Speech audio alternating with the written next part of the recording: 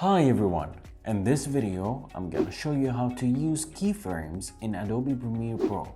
So without further ado, let's get started. So guys, in this tutorial I'm going to show you how to use keyframes and to move layers and how to make motion in Adobe Premiere. So I'm gonna show you how to move the rectangle and the circle in Adobe Premiere. So to do that, we want to select the layer that we want to move. And we are going to head over to the effect controls right here and go to motion.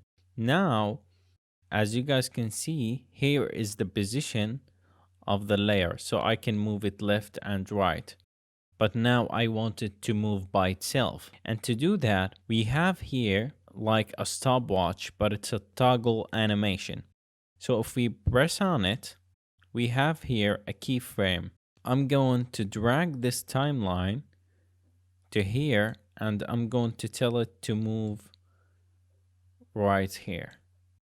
So now if I play it, you guys are going to see how it moves. So let's play it.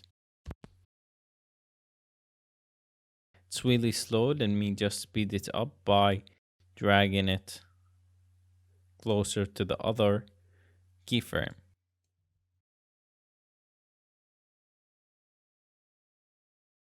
Let's drag it a little bit more. So guys, as you can see, now the layer moves by itself by creating these keyframes. Now I want to move the other object, which is the circle. So I'm gonna click on it. And now I want it to go up and down.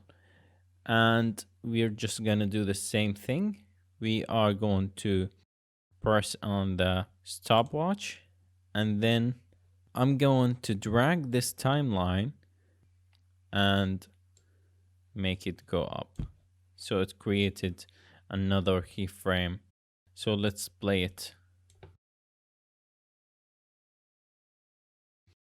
It looks great. Let me just drag it a little bit.